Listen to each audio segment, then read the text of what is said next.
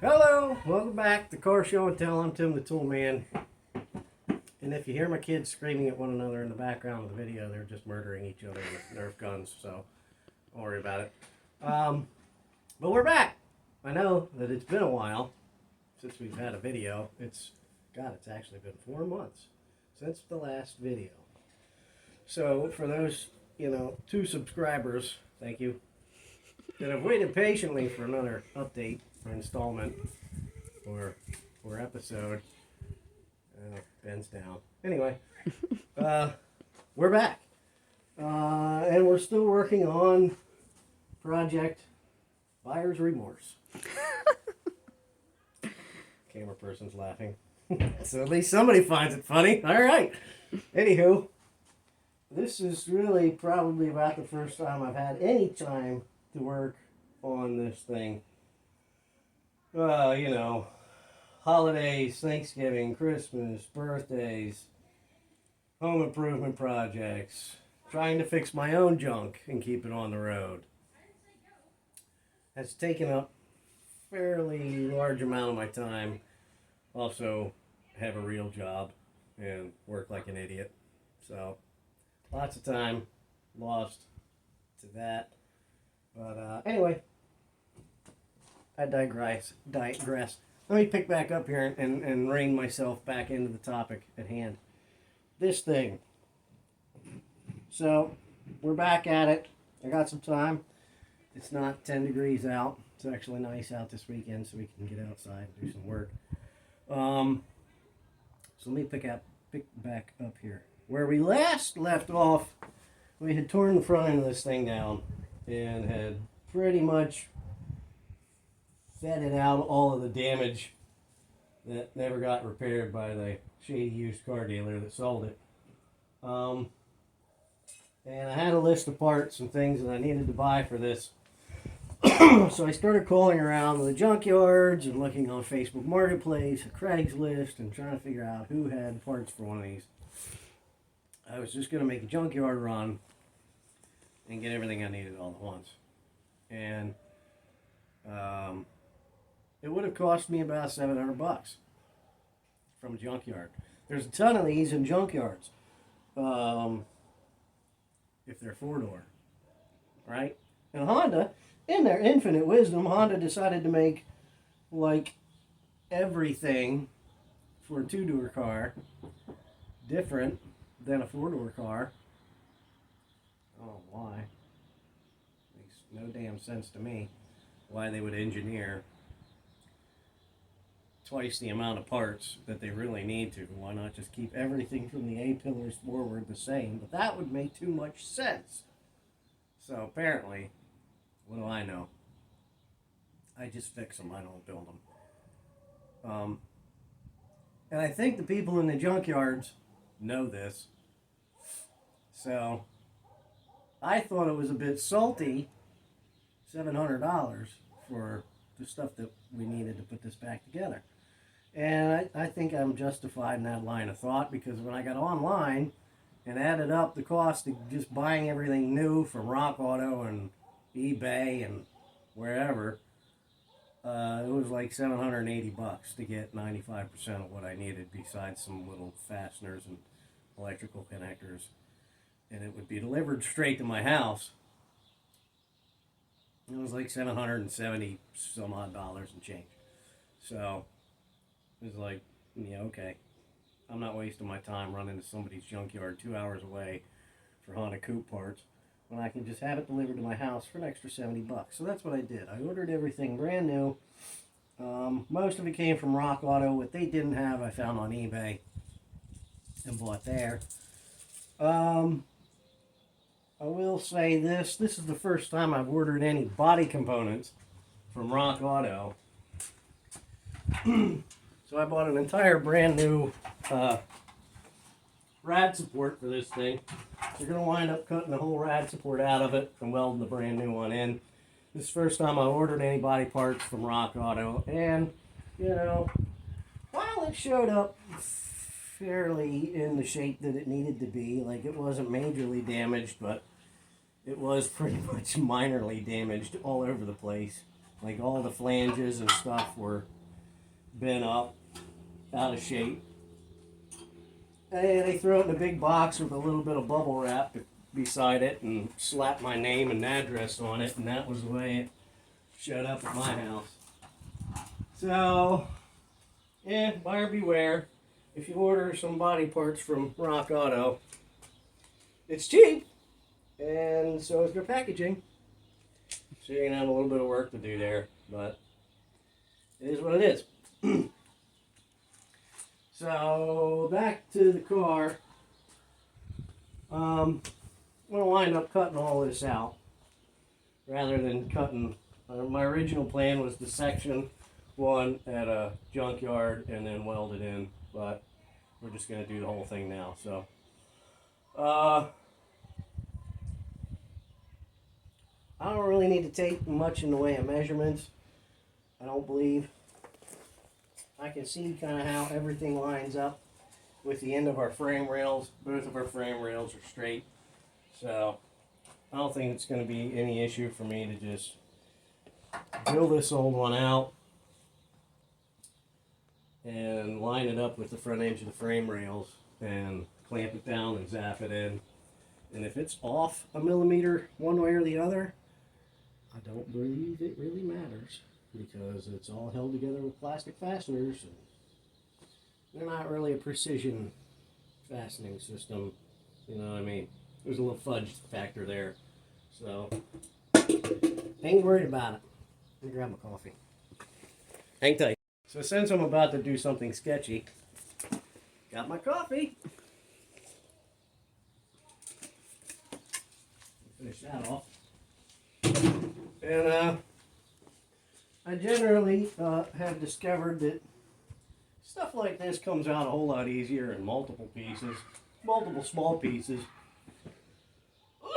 rather than one big piece. So,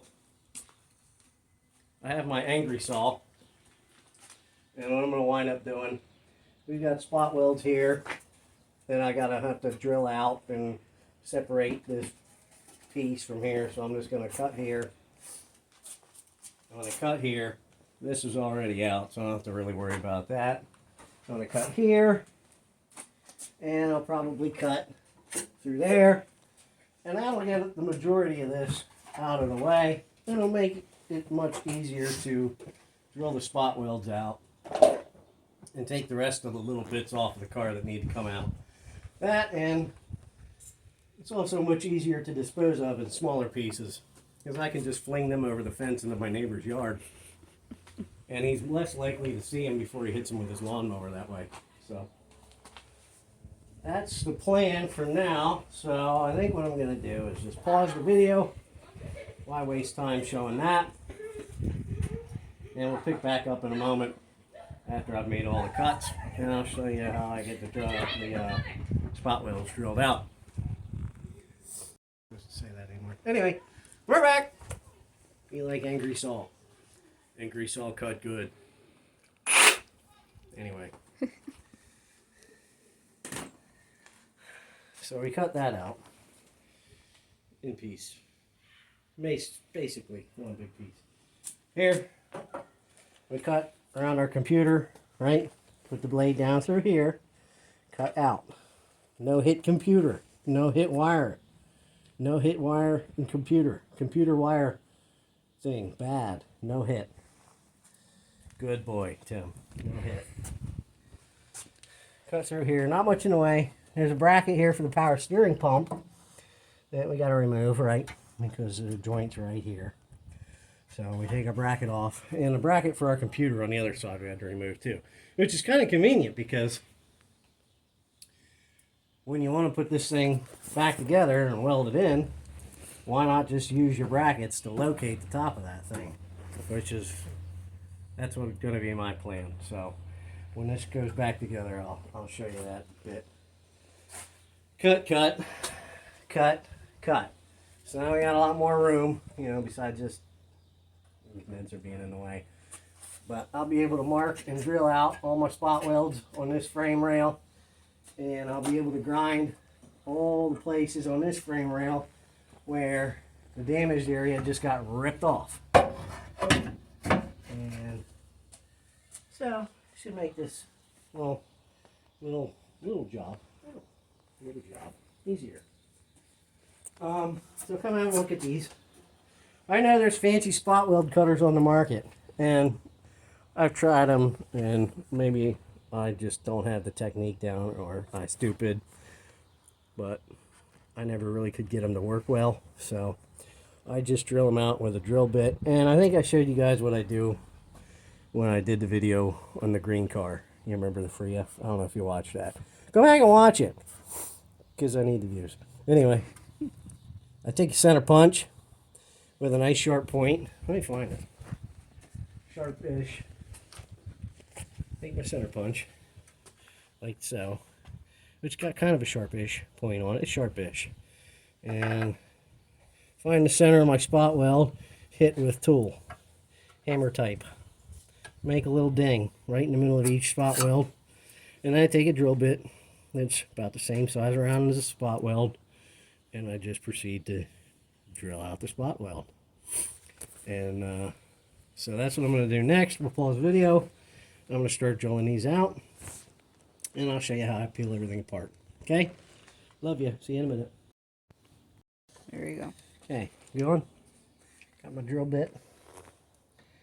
Put it in my little ding in the middle. And I proceed to drill.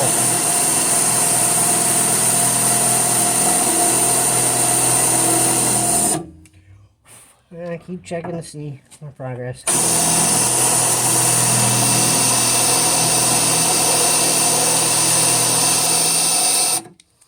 And I might just go the whole way through this one, because there's 3 layers here. So whenever I weld this all back together, I have to back it up with some copper or something. Or, because it's a pain. How do you really drill from the bottom, you know? You can drill through one layer at the top and kind of stop and use a chisel to separate them, but, you know, come on. How do you drill from the bottom, through the bottom layer? Probably just have to drill through all 3. And whenever I put the new piece in, I guess I'll have a hole in the top, a hole in the bottom, and I'll just have to zap it from both sides. Do a little rosette weld, or whatever you want to call it. Alright. Maybe if I had it turned to drill. So there's one. Find the next spot. And what do we got? We got what? We got 3 layers here, but okay, the top and bottom layer here are going to stay. But here on this weld, just the top layer is going to stay. So I'm just going to drill through this top one here. And it's wandering.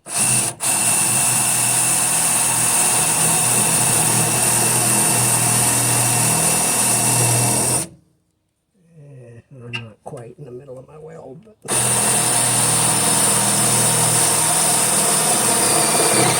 yeah, oops. Well, up too deep. It's no problem. Should come apart with my little chisel. And I can see where this one's starting to tear already. So my guess is from the impact, the original impact that the car suffered, this got yanked this way. And this weld started to tear. I can see it in between this gap right here. But I have to drill it out anyway. So find my dimple, put the middle of my drill bit in it, and watch it wander off. That's how that works, right? I might have to dimple this a little bit better with my punch and my hammer. Having's punch, having's hammer, making's dimple.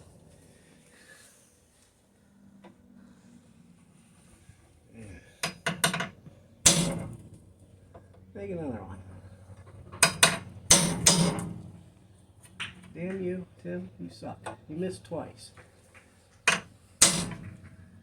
That's better. Try again.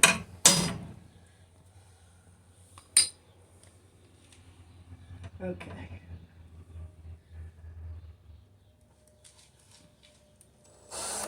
And it's wandering again. The hell with it. I'm just Hail Marying this one.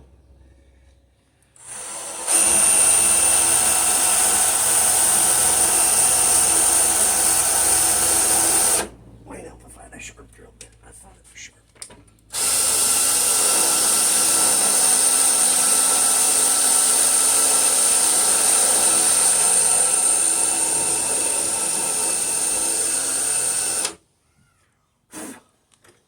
It was sharp. Went through the last two welds really well. Not so much this one. I kill him.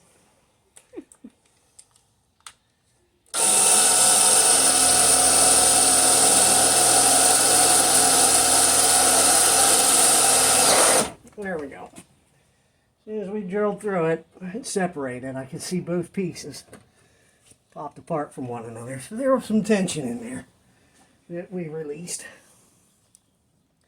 And there's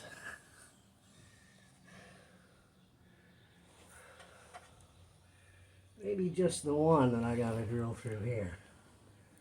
I think the weld back here might have missed both pieces, so I'll drill through this one and see how that works. If I have to drill through the other one, I'll drill through the other one. Let me dimple this one a little better.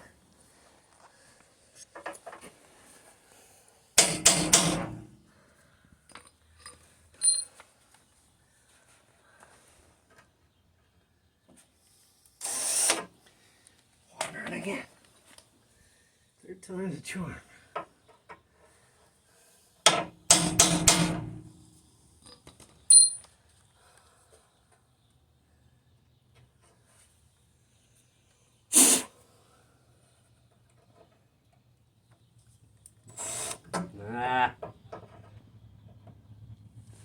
I'm going to say the hell with it again.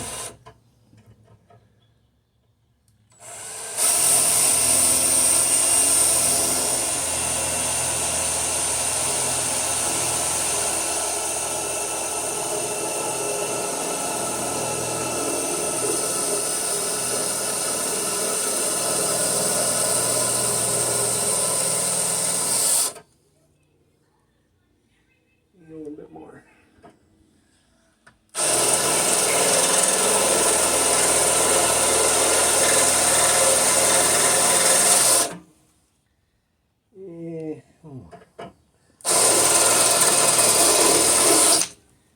Alright, we'll go with that.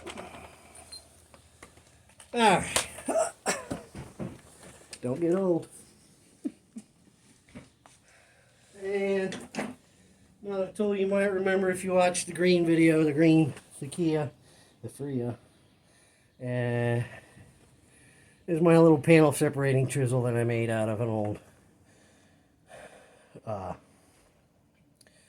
you know, the thing. Come on, man. I used to know what these were called. Taper gauge. Old taper gauge. Tip rusted off taper gauge. So I sharpened the edge. Made a little panel tool out of it. And it's kind of dull, so I'm going to give it a pause for a minute. I'm going to sharpen this. We'll be right back. Okay, we're back. Got a new point on my tool here, so come closer. Just like I did with the green car. Find a way to get this sucker in between both panels, right? There's a gap here. And I might as well just start at the top, right? Drive the tool in between. We have to go from a few different angles. And there we go. Like so, it's apart. Separated our second joint there in the process. And I didn't look, but shit, there's some on the back side here I gotta drill through. Kiss my ass. And I'll have to drill through some more, I think. Never get it the first time. And there might be a better way of doing this. If there is, call me. Let me know.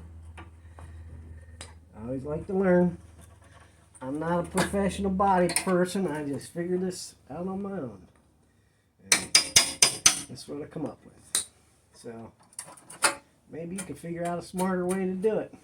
Like I said, on all the rest of my videos, hopefully you learn something, what to do or what not to do. I gotta get this joint apart on the bottom. And it's apart. So we got some other ones here, here, and there. So yeah, I'll have to do some more drilling. Lucky me. There goes my hat.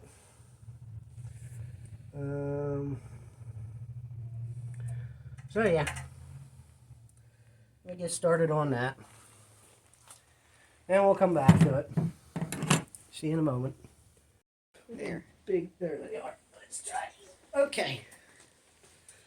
I got through my welds on the inside here, and use my tool to separate the panels. I think they're separated. Just take the big water pump pliers here. Should be able to wiggle the frick out of here somehow. Am I missing a weld somewhere? I think so. Still held in with something. Oh, it's tearing right there. I can see where it's still stuck together. So,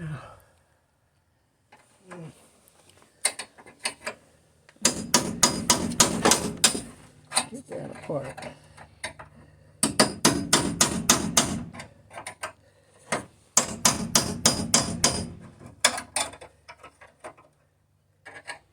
If there's a little tearage, you can usually cut right through it. There we go. Here's the end of that. That only took me, what, an hour? Mm-hmm. So, like I said, not the fastest way to go about this, but we ain't in the body shop. I'm at home. And, yeah, there's a little bit of tearage on the back side of here, so I'll have to get in there with something, try to clean it up as best I can before I weld the new piece in. And that is what it is. So you get the idea there.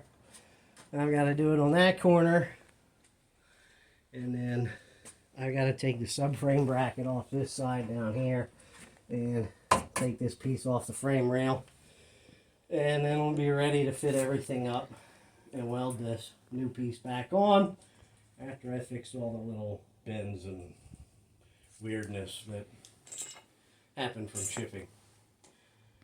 Alright, so I think that's where we're going to end the video for now, and I'll pick back up when we go to fit up the new piece. So thanks for following along. Appreciate you liking and subscribing if that's what you feel like doing. And hope you learned something today, what to do or what not to do. Like I said, if you guys can think of anything better, if you know a better method, an easier way, let me know. I love learning, and I'm happy to share. So, appreciate you, and we'll see you all next time. So long.